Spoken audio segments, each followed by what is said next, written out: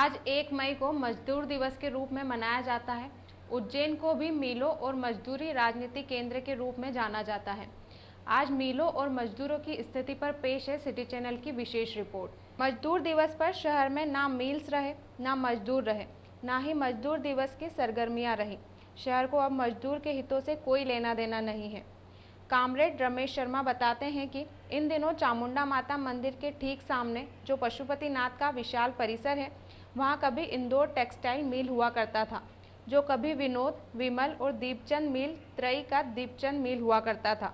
इन तीनों मिलों के बाद इनसे लगा हुआ हीरा मिल हुआ करता था, आज जिसे सुदामा नगर कहते हैं।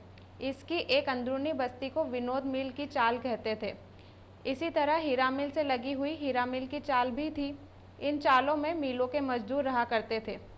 उन दिनों मिलों में मजदूर 3 पाली में काम करते थे। हर पाली 8 घंटे की होती थी। हर पाली के शुरू होने के पहले मिलों के सायरन बजते थे।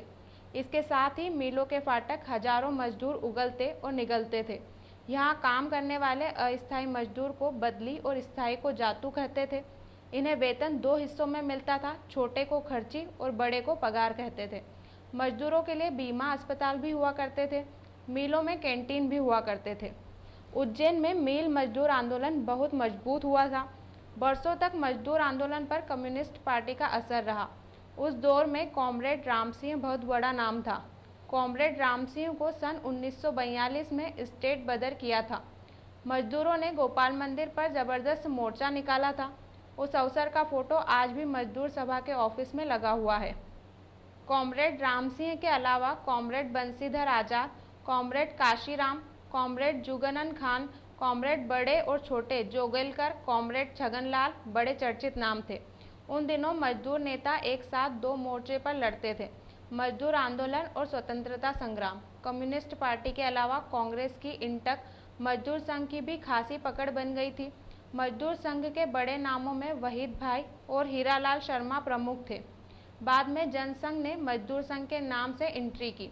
इसके नेताओं में बाबूलाल मेहर, शिवचरण शर्मा और डॉक्टर सत्यनारायण जटिया प्रमुख रहे।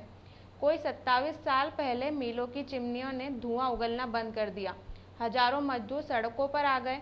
इन 27 वर्षों में जाने कितने मजदूर अपने बकाया भुगतान के इंतजार में बूढ़े हो गए, तो कई परलोक सिधार गए।